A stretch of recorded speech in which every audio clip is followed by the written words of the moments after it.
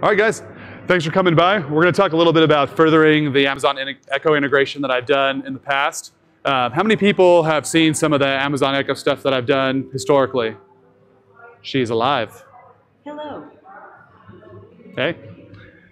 Cool. So I've done a couple of videos for vBrownBag around this, and I've done some content in the community around taking an Amazon Echo and having it actually talk to VMware's REST APIs. So as we know, VMware's put a lot of effort into building out our API infrastructure so that it's easier for developers to consume. About a year ago, I got this idea where I had heard that the Amazon Echo was able to do Python. And I thought, man, it would be really cool to take my home lab and make it able to actually talk back to an Amazon Echo and be able to ask it questions or tell it to build servers. You know, talk to NSX and tell it to deploy wires, talk to VRA and have it deploy blueprints, talk to SRM and call a failover. So I started tinkering with it through a little sample project out there, and the community really enjoyed it. And it developed into this bigger thing where William Lamb threw some content in and built some of the vSAN APIs into it. We integrated the PyVMami as well as PowerShell into it as well. So fast forward a couple of months, it came time to talk about VMworld, and the conversation came up about, hey, could we do a session there and talk about expanding the integration? We really focused a lot on dealing with the REST API inside of vCenter. Could we really dive into some of the other projects, or products rather? So that's where we're at now. So my name's Cody Arkland. I'm a systems engineer out of SLED West. So it means I'm a systems engineer for state, local government, and education accounts. So I live up in Sacramento, handle Sacramento accounts. Been with the company for about 6 months or so. I was forced to put this in order to talk at VMworld. None of this is VMware actual product. This is Cody nerding out with some code and playing with it at home. We are using the REST APIs within the platform. We're not using any tech preview stuff. We're not using anything that's not fully out. We were going to do some VMware Cloud on AWS stuff, but I had to pull that content out because that platform is developing so fast that the APIs that I was working with changed. So I'm just not able to use those right now. But this doesn't apply, but I am safe now from a legal perspective. So what are we going to accomplish in this session? We're going to talk about why I chose the Amazon Echo as a device to work with. We know there's a lot of these kind of devices out there. There's Microsoft's Cortana platform. There's Google Home. So why did I pick the Amazon Echo? There we go. We're going to talk about some architecture design changes I made along the way. When I first started with the platform, it was just running as on the local host on my computer. So it's come a long way from that. We're going to talk about the implementation now, what it looks like, where it lives, how it's going to grow from there. We're also going to show a little bit of sample code around the vROS automation integration, and then also the NSX integration. The secret sauce demo's gone. I should have killed that bullet point, but we can talk about it, and I can give you guys kind of an overview of what that actually was going to be. So why the Echo? It's an extremely extensible platform. You can tell that Amazon built it from the ground up to be kind of developer friendly, from the way that you hit the developer portal and build out the intents and utterances, and the way it's open to just a ton of different languages. You can work with Python, Node, Go, Ruby, really anything that can talk to a REST API. You could code an Echo integration into PowerShell if you wanted to. So it's an extremely extensible platform with a lot of options. I'd spent a lot of time trying to learn Python because when my second daughter was born, it seemed like a really good thing to learn, and it ended up being a lot of fun in the context of how this played out. With using Python, there's a ton of frameworks that we can work with. We're using Flask for a lot of the web interfaces. Has anybody heard of Flask before? Throw a hand up. All right, 3 people, digging it. So Flask is a simple web application framework inside of Python. It lets you host pages that essentially run functions. And when you think about what Alexa is actually doing, it's running a function to make a call to a REST API at its very base level. All of the communication between the developer portal and the actual Echo device is all over just a standard REST API. Where I'm going with that is if you can have a platform that attaches a web URL to a function, it gets very easy to make that actual Echo device run those URLs, and then automatically have those functions run on the back end. So anything you can do inside a function in Python, we can do with the actual Amazon Echo today. The other cool thing is it's directly integrated with all things AWS, and this is going to come into play pretty heavily later when we talk about how I've moved most of the code from being no longer on-premises into actual AWS Lambda, as well as using API Gateway, S3, and code build, code pipeline to automate the actual deployment of that code.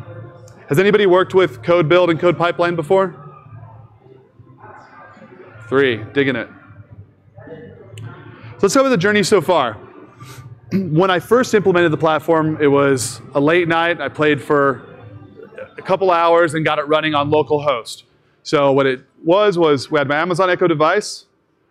That Echo device reaches out to the internet, which then hits the Alexa Skills portal on AWS. It comes back into my system over a platform called ngrok. Ngrok is a localhost tunneling app. Basically, you spin up ngrok, you do an ngrok HTTP 5000, and it basically opens up your local host port 5000 to the internet, and it gives you an SSL URL that you can use to get back to your local host. It also eliminates the need to do any sort of port forwarding on your edge, so you don't have to go into your router and NAT things down to your desktop. So then brings us back to the endpoint. It worked well, but it wasn't scalable. And I don't necessarily mean scale in the sense of I had 50 people hitting my code. What I meant is I had to leave the application running on my desktop all the time. I had to make sure that ngrok was running. If I rebooted my computer, I lost what was running previously, and I'd have to restart everything. So it just wasn't a very stable implementation. So I hooked up with William Lamb, and we were talking about ways to make it, ways to make it better.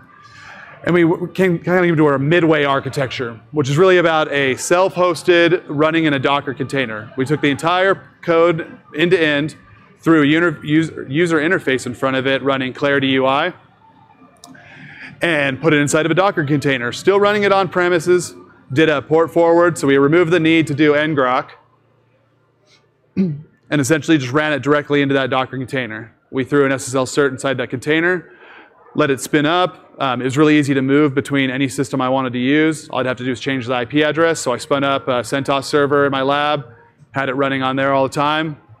Everything was good, but it still wasn't quite where I wanted it to be. If something went wrong and my internet connection was down, I couldn't get to the skill to know it was still working. If I did demos at a customer site or for friends, sometimes it wouldn't work because it was trying to get to my house. So I started thinking about ways I could actually get this to work mostly in Lambda. Who here has ever heard of the Lambda platform from AWS? More hands, digging it. All right. So for those who don't know, AWS Lambda is a platform that lets you essentially run functions as a service. So you host code in Lambda, and you're able to call that code via usually a URL that you've set up through API Gateway. Since Python is all essentially code, it felt like a really good place to put it, but I still had to deal with how I was going to communicate to the on-premise API. On-premises, I always do that. On-premises API. I didn't want to expose every one of those URLs to the edge because every one of those is a 443, so I could always do some interesting natting and have 4443, 4444, 4445 to each service, but that didn't really feel great. I also didn't like that every one of our APIs is drastically different. I hope somebody else in the audience had pain with that because VMware likes to make a different REST API for every platform that authenticates differently, that has different paths for being called. So I decided to build an on-premises API, still use the container model, but basically make it into an API gateway. And what that would do is that would essentially proxy calls into those different APIs via functions. This would let me take all of my actual Alexa code and leave the Alexa code staying inside of AWS where it would run. It would gracefully fail if it couldn't reach API. So I would still be able to have the Alexa respond to me and tell me it was up and running. It just, if I needed to contact my on-premises infrastructure and things weren't working, it would just tell me it failed instead of crashing, which is what I didn't want. I was able to get Flask running inside of AWS Lambda, which is something I'll cover in a future slide. But this actually ends up being a pretty solid skill because now what the actual connection pattern looks like is the Alexa comes in over AWS Lambda, hits an API gateway. That API gateway will actually scale, so if by some weird chance everybody here started hitting that service crazy, Lambda would scale that function out on the back end without me ever having to do anything. It runs its Flask code, which the Flask code is essentially just all of the intents. So an intent within the Amazon Echo platform is a call that does something. So it's basically like a skill route within the Alexa platform. For example, check my mail would be an intent. The command would be check my mail, but you might name it check my mail. You might say an utterance for that could be, Alexa, can you give me my mail? And she's going to talk back now, so we're going to let her fail. My mountain. The mountain in South Australia. That's weird. Australia. Alexa, cancel. All right. So with the Alexa code running inside of Lambda, we were able to actually facilitate the conversation back down between the API gateway on-premise, as well as hit all of our services on the back end. The problem I had was that Lambda is really, it can do deeper functions and functions with multiple functions inside of it, but it's not really designed to be a hosting platform, and Flask is designed to be hosted. I found this platform, or this framework called Zappa, and Zappa runs a lot like serverless. Has anybody worked with serverless in AWS at all? So serverless is a really cool framework that's up and coming. It's a platform that lets you essentially deploy serverless applications. You know, it hosts the web pages on static sites with S3. It runs the URLs inbound through API gateway. It's a way to run essentially web pages and servers without ever having a server running at all. So Zappa does the same thing, as I already covered. It creates S3 buckets for us automatically. It creates our API gateways automatically. And it sets up our Lambda functions to run. And all of those Lambda functions run based on routes that are attached to the end of that URL. So / get my data center, / get my data stores. These are all routes that are attached, and each one of those Lambda functions ties into that. Again, scaling is automatically handled for me. I don't have to worry about if somehow everyone starts hitting this skill and takes my infrastructure down, because it's going to scale automatically for me. This is a quick demo. We'll pause for just a minute and let this run through. I stole this from the Zappa GitHub, and it basically shows what happens when you run a Zappa application. You have your applications on the top. There we go. Oh, it doesn't work on the screen. Fantastic. You have your applications that are running inside of your directory. You can see that Flask route is running right here. So this is essentially, every time you hit / it's going to return that on the page. Unformatted, it's just going to be text in the top right or top left corner. We do a Zappa deploy, which is going to go ahead and create our API gateways. It's going to use these as a guideline. So when he says calls dev, it's going to put that. You could do dev, prod, QA, and have kind of a staged deployment, which is pretty slick. And then it returns back the URL for it. We use that URL and we plug that into the Alexa Skill Center, and we're able to call our skill.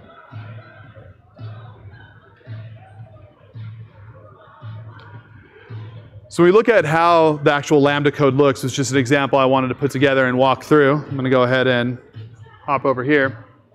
See, this is just standard Python code. Anyone who's worked with Python knows. Simple imports above. We're instantiating a Flask app as an object, and then we start working with that app. We attach the Alexa skill kit. I use the Flask Ask skill kit. Has anybody heard of Flask Ask before? Good peoples. So Flask Ask is a really simple way to basically handle all of the REST functions inbound and outbound from the Alexa Skills platform. If we were going to do this without using the Alexa Skills platform, or the Alexa Skill Kit platform, these would all essentially be longer REST API or JSON files that we would, not files, but JSON posts that we'd have to do via REST API inbound, and then we'd have to handle how to do variables within that and change that. The Alexa Skill Kit makes it super easy to get started with skills. You could have a skill up and running in less than 15 minutes to do simple responses back to you. We defined out a function for each one of these skills. So we have a launch function that runs when the platform launches. So if we do, Alexa, start VMworld. This is a VMworld test. Cancel. There was a problem with the requested skills response. You can see that when I ran the launch skill, it responded with, this is the VMworld test. So it makes it very easy to actually have these skills do responses and build out interactions with the platform. You'll notice we import statement and question. Questions expect a further conversation to take place. Statements are ended. So if we did a launch function with a statement, we would never be able to continue our skill. Keeping it open-ended with a question allows us to move down. So if we were able to do, if we went and did like get VMs, it would actually let us respond because we had a question in front of it. So if we did, Alexa, ask VMworld, count my virtual machines.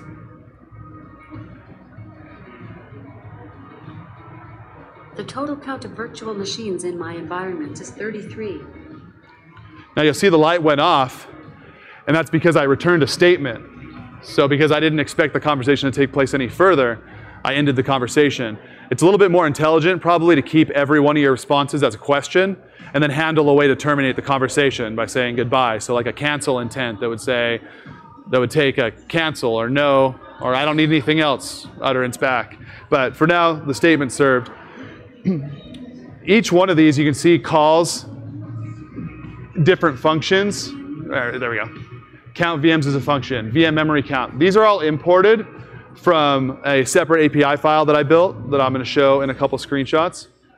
But you can see as we go through the future integrations we've put together, things like build CentOS, build Windows, count NSX networks, get network by number. This one's interesting, the get network by number one, because we actually do something called a slot. Who's worked with Alexa and understands what slots are? So slots are essentially how you handle inputs. So if you wanted to create an NSX network, you would have to have an input inbound for that. So if you want to say create NSX network prod QA test, that prod QA test would effectively be the slot. So when we do a count get network by number, that number is the slot. We take an integer inbound, so we can say network 1, network 2, network 3.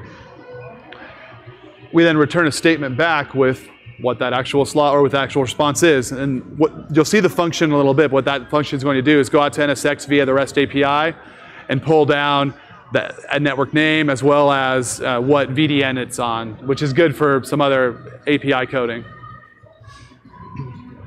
So now we're going to talk about the Python API gateway I put together. I really liked this approach because it gave me a way to build a common API interface to all platforms. And if you look at some of the stuff we're doing with the VMware Cloud offering, it's a very similar concept. A few of those sessions talked about some of the struggles that we have with interfacing with multiple cloud vendors, is that each one of them, while they all use a REST API, they're all very different REST APIs. So when we talk about how we handle the cross-cloud services, we're essentially building a type of an API gateway in front of that. We're exposing APIs to our customers for cross-cloud and then handling all the translations on the back end. So this is I liked this approach. I felt like it was an approach that taught me a little bit about how to build a more intelligent API that was consistent across all of the things that I cared about. I also threw a configuration screen together so that if I wanted to give it to a friend of mine so that they could play with their own skill also, they could plug in their information instead of having to go in the code and actually hard code the data. So I built a configuration screen inside of Clarity UI. Because, you know, it's pretty. Has anybody checked out Clarity UI before? Played with it, seen it, know anything about it? So you've probably seen it without realizing you've seen it. We've recently, all of our new products and services, so things like vRealize Network Insight, vRealize Operations 6.6, the HTML5 interface, those are all based on the Clarity framework. So it's a set of UI tools that we use internally now to build a consistent user interface against all of our platforms. Oops. And again, it runs in a lightweight Docker container. So even though I do have an on-premises requirement still of running that container, it's still lightweight enough to where I can move it around. I've stripped that thing down to just being a simple API gateway now. It's essentially a bunch of text files. You could hit it right now if you tried to from any of your phones and it would pop up because I have the authentication turned off right now.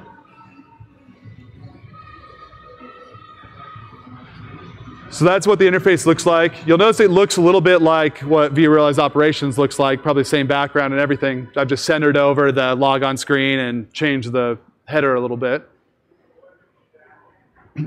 and then the configuration screen within, once you log in, you're dumped there and you're able to actually plug in your vCenter configuration, your VRI's automation configuration, and your NSX configs. Those dump to a flat file on the background that's permissioned out so that only the Flask application can get to it, unless you're running sudo on the container somehow. So when I said before that I built these functions that I imported in through the API gateway, these are essentially what these functions are doing. This is the API gateway's first part that just covers the initial imports. You can see I've importing VRA build, importing some NSX functions, config parsers that I can actually pull configs out of a file that's stored locally. I'm using UUID to build an authentication framework that's going to dump into Lambda, or not into Lambda, into DynamoDB, so that I can build a mutual shared key authentication between my API gateway and my Alexa skill in AWS. And that'll make it so that if somebody browsing their phone gets bored, they can't hammer my API with requests and see what servers I'm downloading or deploying today. We import a bunch of the Clarity framework, JavaScript, CSS, and then we build out some simple pages. I didn't go through all the pages just because there wasn't a huge point to it, but it gives you an idea of what that looks like. We then call each of these functions as part of the API gateway. We're going to get into what these actual examples are, but you can see how it maps down. We're building these routes for the page that align back to the functions that are being ran. So if you hit the API and you go to /rest/VRA/build Windows, it's going to deploy a Windows template. If you do /CentOS, it's going to deploy a CentOS template.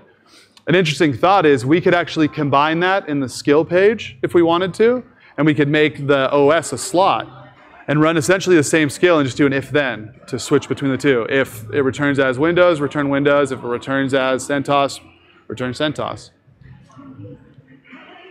We also return these all as JSONified to make it pretty, because otherwise it's very awkward, similar to that sound.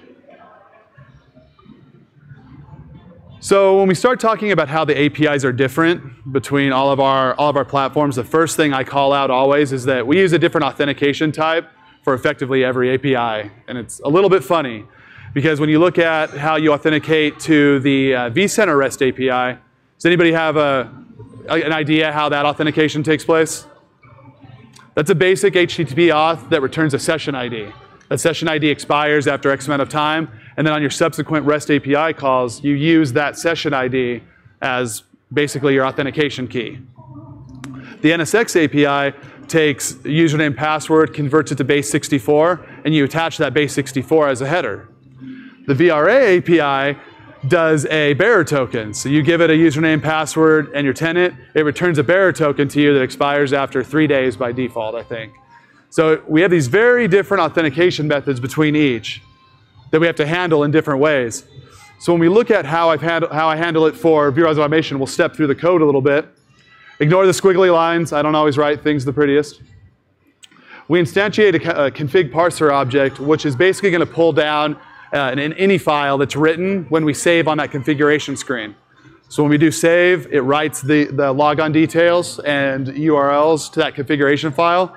We're going to instantiate here so we can actually pull those details out. We're going to instantiate a URL object that's going to take the URL that's inside of config parser and return it back. We're then going to feed in a JSON with the payload, as well as attach a header. And we're going to return our bearer token back. We store that bearer token as auth, and then we call our actual VRA build blueprint. You can see that we call that function, the auth function here, and we still define out what's returned as auth.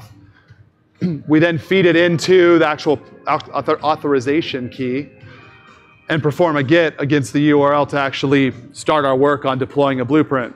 I build a simple dictionary where I take the name of the blueprint and then the actual catalog reference ID, which you actually need to deploy.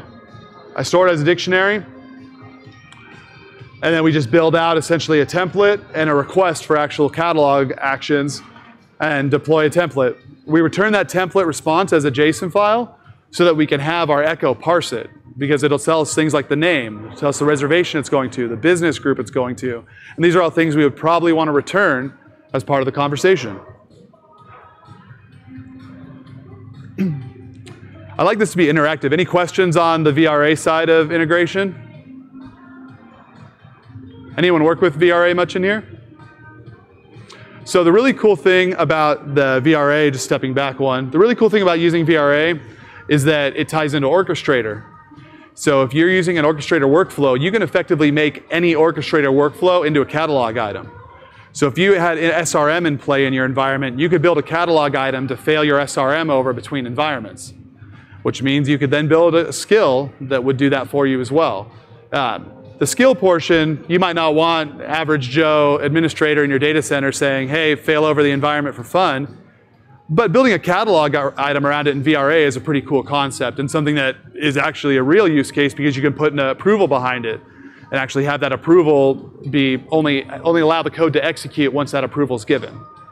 So it's a cool concept, and we can leverage all of these VRA functions through the Alexa because, see what happens when I put it on mute?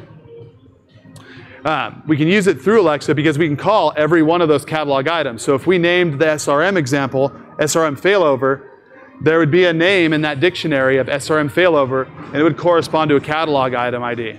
So pretty slick. The NSX one was a very tricky one to work with, and it's still very, very young for me because of the fact that the NSX API is a very deep API, and it takes a number of components to actually accomplish many of the more advanced API calls. For example, if you want to deploy a network, there's an API call to deploy the virtual wire. There's a separate API call to add the interface to the DLRs, so the routers. And then, excuse me. And then there's another one to actually attach that interface to a logical wire. So the skills that I use within the Alexa for NSX are pretty basic.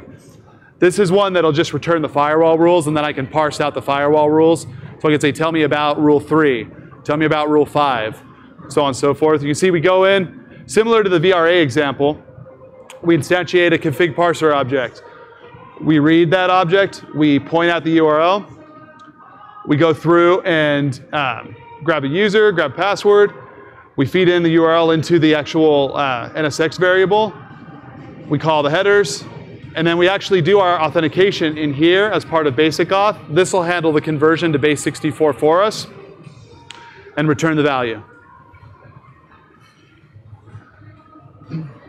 We've also created a virtual wire slot that does a very similar thing, but you'll notice in here, we're actually feeding in a set of XML because, again, in the joy of consistency with our APIs, every one of our APIs speaks JSON except for the NSX API, which speaks XML right now.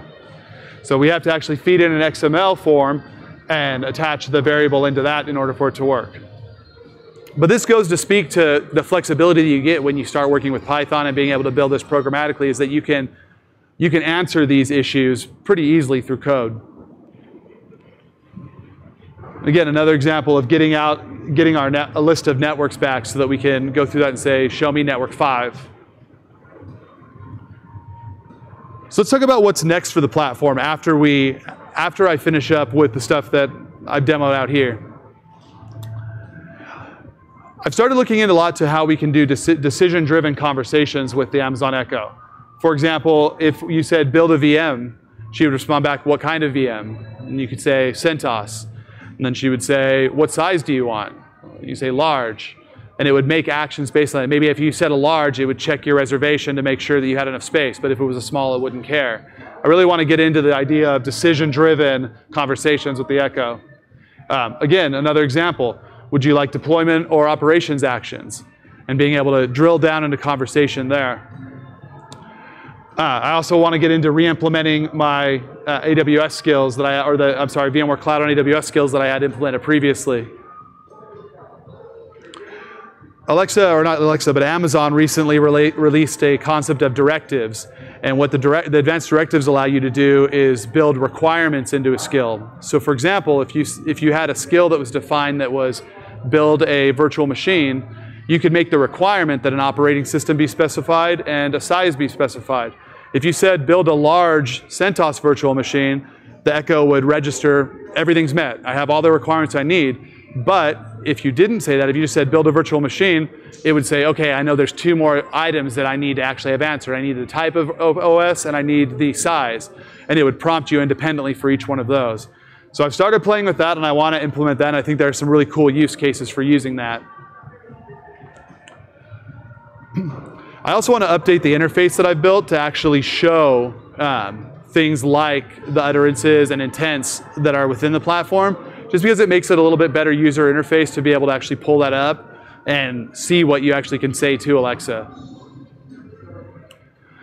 I also want to move away from using just the static page configuration. I want to move into using more of like an Angular type wizard to actually go through and do the step-by-step. That way, if you don't want to do NSX, you just check the box for no and all the form goes away and it's just not there anymore.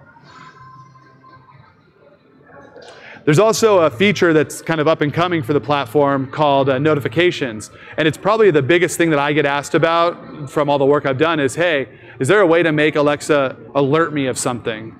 You know, if I have a server that's suddenly in a critical state from VROPS, can I have Alexa just be like, hey, Cody, look at my server? No, you can't, but it is something that's being worked on by Amazon right now, and I understand it's in a beta, but it's not for public consumption yet.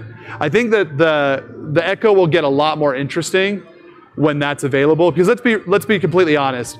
I don't think there's ever going to be a time where there's going to be 30 Echoes sitting in a network operations center, and people are going to be using that to do their day job. I do think, though, that a voice notification platform would be a pretty awesome feature. And to be able to say, you know, somebody's just requested 32 virtual machines at once in VR's automation. That's something that most administrators would want to know about. If somebody requested a 32 CPU in a box, that's something that people would want to know about, so you could ridicule them for why they thought that 32 CPUs was actually needed. So there's a lot of ways that a notification platform, especially alerting, you know, I could see it being in a data center, and especially now that they updated it so that Echoes in the same room or in the same account can all be broadcasting the same sounds at the same time. So you can play music on all of your Echoes now in the house, whereas before they were all treated as an individual device. I could see, if you had a network operations center and notifications were enabled, having it alert when a data center went down. Pretty sure everybody would want to know when a data center went down. So we'll do some takeaways and then I'll run through some of the demo code or demo structure that I've set up on here. One of the biggest things I want to call out is that all of this isn't possible without some really solid API knowledge. And not many people actually have kind of API reference guides and Swagger UIs memorized. The VMware code community has done a great job about aggregating as much of that API content as possible and actually put it into this Explorers API. And I'll actually try to bring that up in a second here and show it to you. But you can actually go through and pick from the VRA catalog APIs. You can pick from the vCenter APIs. A funny story about the vCenter APIs and a lesson I had learned. I had gotten reached out to by a customer on the East Coast about, hey, how can I really want to work with APIs around tagging VMs. I want to be able to pull an API report of all tagged VMs and have it come back. But when I look in the API Explorer, it's not there. So I logged in to the API Explorer and I was like, wow, how do we not get tagging in? That's such a base function. So I actually jumped on our internal social media and I pinged Alan Renouf and said, hey, is there a roadmap for the tagging interface? And he goes, it's already there. I was like, I don't see it. And you know, smugly, I took a screenshot and sent it thinking I was right. And he takes a screenshot back and sends it from the VMware code community, because that's where it's updated the most. And if you think about it, logically that makes sense, because they're adding those APIs in every release. It just wasn't updated in the Swagger UI that's built into API Explorer on the actual vCenter appliance. So check out that URL. It's by far the most helpful thing that I've gotten from the API stuff, especially for VRA, because VRA has about 16 different API categories, from blueprints to catalogs to reservations to approvals. So it's a very good thing to look at. Another thing is, if you're not working with Python today, it is an incredibly easy platform to get started with. You can do really powerful things with a low amount of time. I was on leave for, I want to say, 10 weeks when my second daughter was born, and I learned probably most of what I know now during that time. It's very easy to get started with, and it's very easy to do really powerful things with. Doing simple API calls is about 3 lines of code in Python. It's very simple. And something to think about is that the concept of natural language processing, which is really what Alexa does, is a really immature platform right now. We're really just seeing, we've had voice on our phone for a long time, and we all kind of use it when we're driving or in kind of really random situations. But the idea of having an interface at home that you can talk to is a relatively new concept overall. Some of the conversational aspects of it are still challenging. You can see where the platform's going and that there's some power that's going to be there down the road, but it's not quite there yet. Learning to put together pretty advanced Python code, and even not even advanced Python code, some simple ways to do catches around slots, will let you work around some of that immaturity in the platform and build some pretty cool stuff. I also want to let everyone know to get home safe, because we've all been walking around this place for 4 days now, some of us 5, and I know I'm tired. So let's run a couple demos real quick.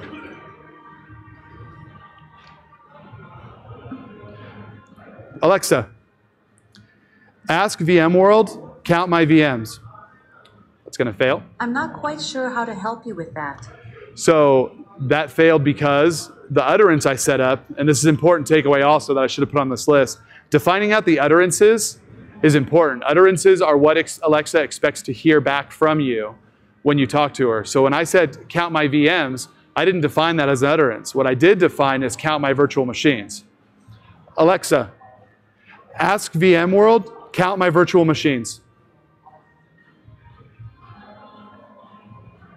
The total count of virtual machines in my environment is 33. Alexa, tell me about network 2. Sorry, I don't know that one. Who can tell me why I messed that up? Thank you. That's it. Alexa, ask VMworld, tell me about network 2. We have found a network named app with a VDN ID of 7002. Alexa, ask VMworld, count my memory. This is a VMworld test. Count my memory. You currently have 163 gigabytes of memory provisioned in my environment. Alexa, ask VMworld, build a Windows server. This is a VMworld test. Build a Windows server. There was a problem with the requested skills response. Alexa, ask VMworld, build a Linux server. I'm not quite sure how to help you with that. I think the sound is making it tough to discern what slot is being used there. So that's it. That's the demo. Questions? Thoughts? Somebody's got to have a question.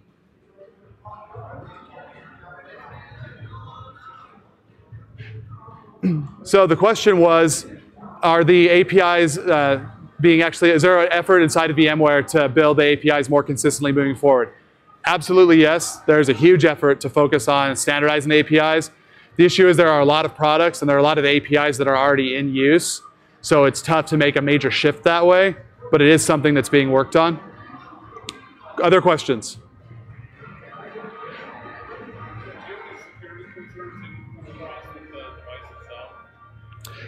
Nothing, I mean, obviously there's certain social security concerns in the sense of you ask about a VM and it talks about stuff out loud, right? So if you asked about a network, it could respond with what networks are being used and someone hears that. As far as people intercepting like the traffic between, like traffic outbound, it's all over SSL, so it is encrypted traffic. So I don't have any major security concerns around that. One concern I have and that I'm working on is my API that I built is I don't have an authentication method in front of that because I'm running a Flask container on premises and then I'm running this in Lambda, trying to figure out the best way to handle authentication in a not crazy over-engineered way is interesting. So what I think I'm going to do is I'm going to modify the code to create a UUID, and you saw the beginnings of that code in there. And what it'll do is it'll instantiate that UUID as an object when the container spins up, but it'll also push it into DynamoDB as the current authentication key. And then the skill will check that key and use that key in the body of its calls. And as long as that key matches between both locations, it'll allow the API call to go through. Otherwise, if I on my phone tried to go to it or you tried to go to it, it would fail and say there's no body key that matches this 24-character UUID.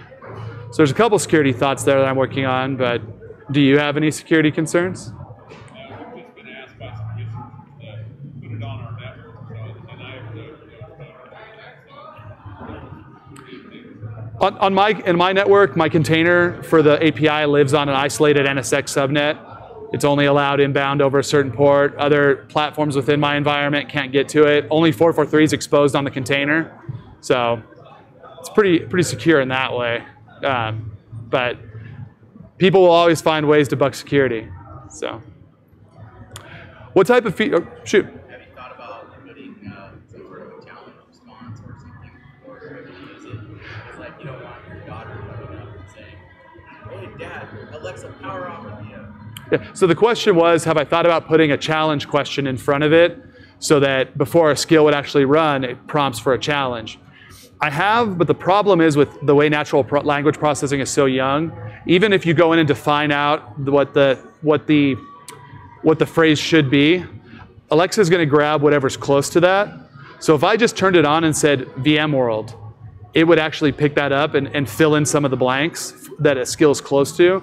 So it'd be really easy for it to not be a security function at all, because it would do its best to correct itself to what it expects it should be. So my daughter might come up and say, count my VMs or destroy data center, and it would say, oh, it's supposed to be destroy my data center. I'll go ahead and run that for you now. And then my lab's gone, and then I cry. Forever. My wife's come to accept that my lab is our third child. It's the firstborn. So we're going to counseling. We're working through it.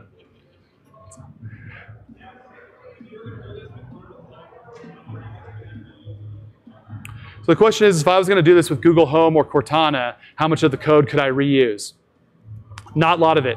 Those platforms are very, very different from what I've seen so far. The guy who wrote Flask Ask, a guy named John Wheeler, is working on a skills kit for Google Home, but their approach to skills is very different, and the way that they do skills is very different. So it's very young right now. I'm anticipating that as of now, I would not be able to reuse much of it.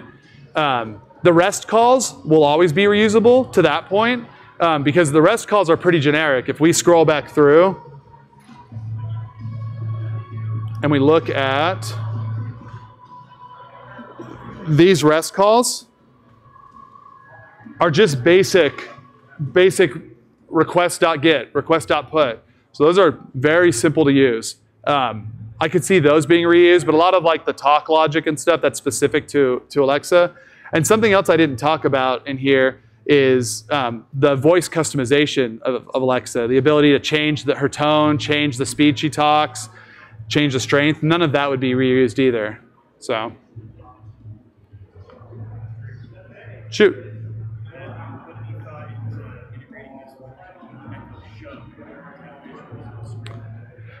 So the question is, have I put any thought into integrating it with Echo Show? Yes. I didn't want to spend $250 on something like that to tinker with. I'd rather buy more RAM for my lab because I'm constrained. But a guy named John Diaz, he works in, he's in tech marketing around vRealize. He actually did that. So he he didn't fork, he issued a pull request on John Wheeler's library and pushed in the functionality to do Echo Show. So when he runs it, he can actually scroll through VMs on the screen, pick one, and have it actually register. So it's pretty slick.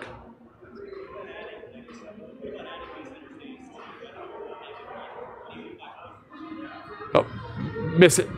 More time.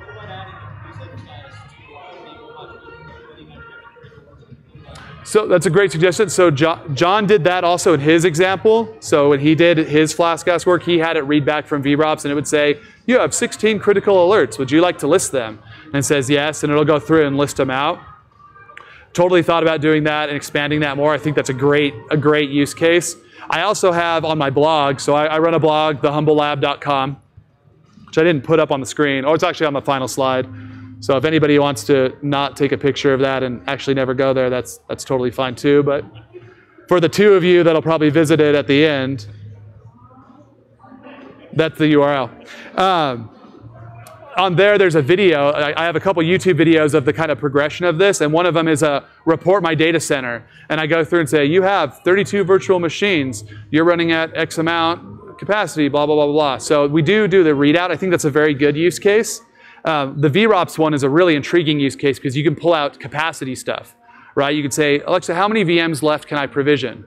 And it'll read back based on trending from VROPS. So there's some really cool integrations with VROPS that I think will, to be honest, blow away the other examples I have. Like, I don't think that anyone's going to be building NSX networks in Alexa. I don't even think that really counting virtual machines is that useful. But what I do think is there's some dashboard data that would be super useful. How much data store space do I have left on average? How many data stores do I have, and what are their capacity readouts?